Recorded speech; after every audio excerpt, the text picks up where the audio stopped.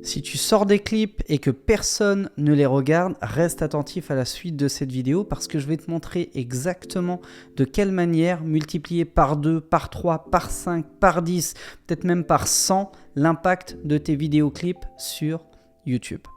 Alors, lorsqu'on sort des clips sur YouTube, il y a 3 problèmes majeurs que la plupart des artistes rencontrent et c'est ça qui explique que 95% des artistes échouent à développer leur visibilité sur YouTube. Le premier, c'est que même si tu es productif, même si tu bosses, même si tu publies des vidéos régulièrement, des clips, des making-of, des versions alternatives, etc., si tu n'as pas de traction, il ne se passe rien. Autrement dit, si tu démarres et que tu as 22 abonnés qui se battent en bataille, tu auras beau publier tous les jours du contenu de qualité, des clips de qualité, des vidéos, des machins, etc.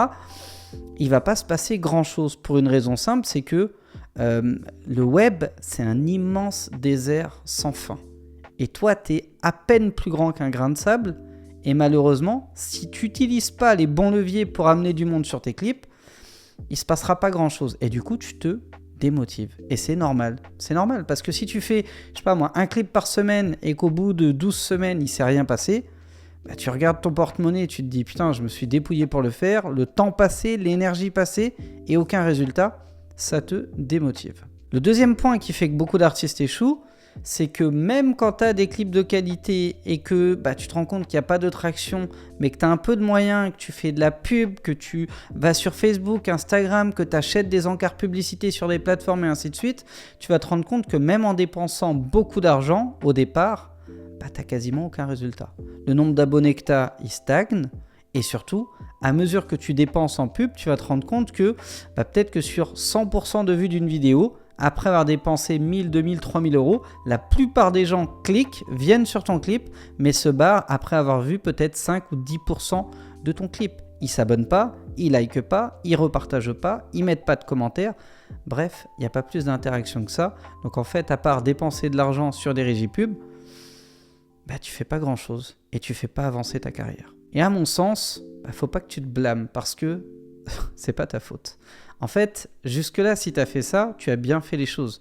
Parce que y a 2 catégories d'artistes ou de producteurs selon moi. Il y a ceux qui foutent rien et qui n'ont pas de résultats, mais il y a ceux qui bossent et qui n'ont pas de résultats. Si tu fais partie de ceux qui bossent et qui n'ont pas de résultats, c'est un petit peu normal. Parce que la grosse erreur que beaucoup font, c'est de considérer YouTube comme un réseau social. On a tendance à se dire que YouTube, Instagram et TikTok, c'est la même chose. Or, YouTube, avant d'être un média social, c'est surtout un moteur de recherche. Et pour briller sur un moteur de recherche, il faut 2 choses. 3 si on pousse un petit peu. La première, c'est qu'il faut que ton clip réponde à des requêtes recherchées par les utilisateurs. Autrement dit, si je ne te connais pas, à aucun moment je vais taper ton nom d'artiste et le titre de ton morceau. Donc à aucun moment je vais me retrouver devant ton clip, à aucun moment je vais cliquer dessus, et donc on ne peut pas interagir ensemble. Donc dès lors que tu comprends que YouTube c'est un moteur de recherche, le 2e plus grand moteur de recherche au monde derrière Google et le 1er moteur de recherche au monde pour tout ce qui concerne les contenus audiovisuels.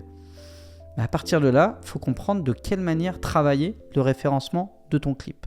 Ça c'est le premier point.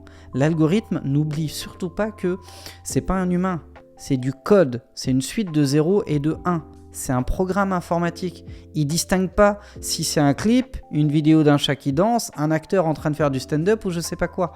Tout ce qu'il analyse, c'est de la data. Or, cette data-là, on ne la communique pas à un algorithme de la même manière qu'on la communique à un humain. Pour un humain, il suffit que tu aies un clip qui claque avec du bon son et les gens vont kiffer et aimer, liker, commenter et partager. Pour l'algorithme, pour le séduire, pour lui montrer que tu existes et à qui il doit montrer ce que tu fais, il va analyser d'autres aspects. C'est ça qu'on appelle faire du travail de référencement.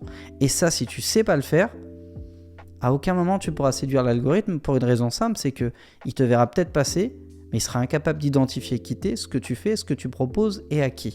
Et tant qu'il ne sait pas faire ça, il ne peut pas relayer ce que tu proposes. Le deuxième point, c'est qu'il faut comprendre le fonctionnement de la plateforme en général. Et YouTube, c'est une plateforme dont le modèle d'affaires est basé sur la régie publicitaire. Or, pour vendre de la pub, il faut des clics et il faut du watch time. C'est les 2 choses qui viennent en complément des requêtes de recherche pour que l'algorithme ait envie de vous mettre en avant.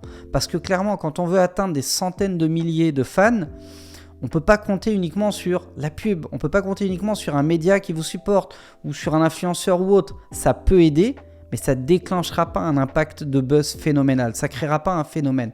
L'algorithme, lui, il est en capacité de le faire. Mais pour ça, il faut évidemment répondre à des requêtes, donc un travail de référencement bien fait, mais il faut aussi stimuler le clic et stimuler le watch time. Alors pour stimuler le clic, c'est simple et c'est compliqué en même temps. Il faut un titre qui accroche, c'est pas évident quand tu fais la promo d'un clip. Il faut une miniature qui donne envie irrésistiblement de cliquer. Et il faut travailler les 2 lignes de description qui sont les 2 seules lignes visibles depuis l'écran d'accueil de YouTube. Ça, encore une fois, ça se travaille, on y reviendra. Pour le watch time, c'est encore autre chose.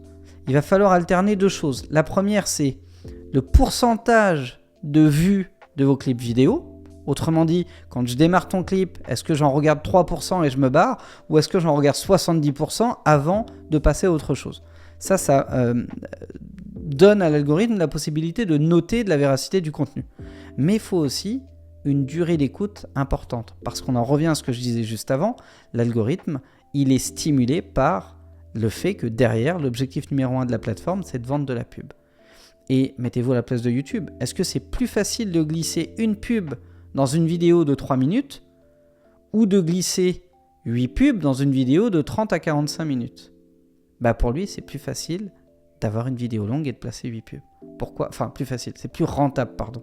Parce que quand il peut vendre 8 pubs sur un seul contenu, il a tendance à mettre bien plus en avant ce contenu-là parce qu'il sait que ça va lui rapporter beaucoup plus. Faites le test si vous ne l'avez jamais fait. Vous prenez un clip de 3 minutes 30, vous prenez un reportage making-of sur la réalisation de ce titre-là et de ce clip et vous le faites durer une demi-heure, 3/4 d'heure. Vous allez voir que la vidéo du making-of, même si elle fait moins de vues que le clip, va rapporter beaucoup plus d'argent en monétisation que le clip. Pour une raison simple, c'est qu'en 30 minutes, on a le temps de te placer 7, 8, 10 pubs. En 3 minutes, on va t'en placer 1 ou 2 au début, éventuellement à la fin ou un petit peu en cours de clip, mais c'est tout. Sinon, l'expérience utilisateur, elle est altérée. Et comme elle est altérée, les gens viennent moins sur la plateforme, donc YouTube vend moins de pubs. Donc gardez en tête que l'objectif numéro 1 de YouTube, c'est de vendre de la pub. Pour ça, il doit avoir un objectif numéro 1, l'expérience utilisateur. Et pour ça, vous devez avoir un objectif numéro 1, le taux de clic, le watch time et le temps passé.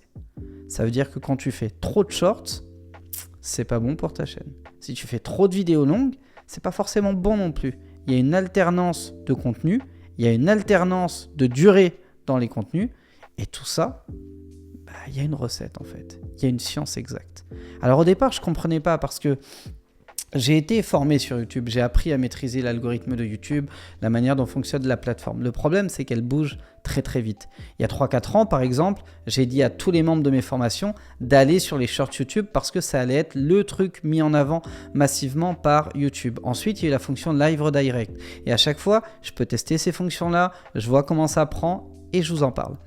Le truc, c'est qu'à chaque fois que j'annonce quelque chose, les gens n'y croient pas. Et 2-3 ans plus tard, quand ça pète, on n'a que des retardataires qui essayent de rattraper le truc. Alors cette fois, j'ai voulu aller en amont des informations. J'ai fait depuis un petit peu plus d'1 an un certain nombre de formations internes YouTube. Je me suis formé auprès de marketeurs, je me suis formé auprès de certaines équipes de YouTube et j'ai eu la chance d'acquérir énormément d'informations complémentaires sur toutes les nouvelles fonctionnalités qui ont été abordées sur YouTube, mais toutes celles qui sont aussi à venir. Et tout ça, je l'ai compilé dans une formation qui s'appelle YouTube Booster. Si vous me connaissez depuis assez longtemps, vous savez que c'est une formation qui existe depuis 3-4 ans déjà. Mais pas celle-là. YouTube Booster 3.0, c'est une toute nouvelle formation dans laquelle j'ai tout refait à neuf et dans laquelle j'ai mis tout ce que j'ai appris sur les 12 derniers mois et bien plus encore. Cette formation, ne cherchez pas, elle est disponible nulle part. Elle va sortir probablement courant septembre. Je devrais être prêt à pouvoir la déployer, je dirais début septembre. Pour autant, la formation, elle est déjà prête. Elle a été tournée, elle a été montée, elle a été uploadée sur l'interface de formation. Ce qui fait que je ne suis pas encore prêt, c'est que les bonus mettent un petit peu de temps à être préparés, parce que chaque élément bonus, c'est une formation, un élément massif à part entière, même si on n'a pas l'impression comme ça. Et donc, du coup, elle sera prête au complet à partir de septembre, en tout cas, je l'espère. Néanmoins, à chaque fois que je crée une nouvelle formation, j'aime bien réunir un groupe de ce que j'appelle des bêta-testeurs. C'est-à-dire prendre je sais pas, 50, 100 personnes. Là, dans le cas de YouTube Booster, je suis parti sur 100 personnes. Leur donner un accès en Early Access, c'est-à-dire dès maintenant, dès aujourd'hui, mais tout en leur disant que la formation n'est pas complète. Donc la formation est complète, mais les bonus ne sont pas là, donc ça la rend un petit peu incomplète. L'avantage de ça, c'est que moi, ça me permet de tester la formation, d'avoir des gens qui me remontent des bugs, des incompréhensions, des choses un peu complexes qui demandent de la simplification, et ça me permet d'avoir la meilleure formation grâce à ces feedbacks-là. Et le corollaire de ça, c'est que en vous vendant l'accès à cette formation aujourd'hui, eh bien je casse le prix. Donc le prix, il va être divisé par 10, simplement pour 100 personnes aujourd'hui qui sont prêts à assumer ce rôle de prendre le temps de me donner des feedbacks, suivre le contenu de la formation, me remonter tous les bugs techniques, etc. etc. Donc si c'est quelque chose qui t'intéresse, tu cliques sur le lien en description de cette vidéo. Tu vas découvrir la page sur laquelle je te présente un petit peu le contenu de la formation YouTube Booster 3.0. Si tu sais que tu as besoin de ces informations-là pour te développer sur YouTube, si tu sais que tu vas devoir les implémenter, si tu sais que tôt ou tard tu voudras cette formation, évite de la payer 10 fois le prix, prends-la maintenant et fais partie du groupe de bêta-testeurs qui va pouvoir démarrer la formation dès aujourd'hui. Je te remercie d'avoir été attentif à cette vidéo. Avant de te laisser, je vais te donner un tips en or massif. Il y a un truc sur YouTube qui aujourd'hui peut te permettre de faire un buzz colossal, même si tu as très peu d'abonnés ou pas du tout, même si ta chaîne YouTube va être créée aujourd'hui ou demain, et même si clairement tu maîtrises pas encore entre guillemets ton concept visuel. Ce truc-là, c'est une fonctionnalité qui a été déployée par YouTube il y a quelques jours, quelques semaines, je dirais 3-4 semaines, qui s'appelle le live vertical. Si tu fais ça à partir de maintenant, tu vas avoir une explosion de visibilité parce que l'algorithme met énormément en avant tout ce qui est live vertical. Donc pour ça, tu prends ton application YouTube sur ton téléphone, tu gardes ton téléphone droit, donc format 9/16e, et tu as un petit réglage à faire dans les paramètres qui va te permettre d'activer la monétisation du live vertical et de désactiver le réglage par défaut de live horizontal. Et ça va te permettre de faire du live vertical. Le gros avantage du live vertical, c'est qu'aujourd'hui, YouTube le met en avant dans le flux des shorts. Or, les shorts sont à un niveau de viralité extrêmement élevé, donc tu peux vite te retrouver à avoir une mise en avant extrême si tu te mets à en faire régulièrement. Alors clairement, si tu fais juste un live une fois dans ta vie, ouais, tu vas peut-être avoir du score, mais ce sera pas fou. Mais si tu te mets à en faire régulièrement, genre 1 ou 2 par mois, voire peut-être même si tu es motivé 1 par semaine, tu vas exploser en visibilité parce que c'est vraiment là que YouTube met son focus aujourd'hui sur les mises en avant. Celle-ci, elle est cadeau. Pour toutes les autres, faudra rejoindre YouTube Booster. Donc si ça t'intéresse, tu cliques sur le lien en description et tu nous rejoins avec un prix qui défie l'entendement, étant donné que c'est un prix de lancement et que certains bonus ne sont pas encore prêts. Sinon, tu peux aussi attendre le lancement officiel qui aura lieu courant septembre. On va juste multiplier le prix par 10, mais au moins tu auras tout dès que tu démarres, la formation complète, les bonus et ainsi de suite. Voilà. Je te souhaite le meilleur pour la suite, déchire tout et je te dis ciao ciao.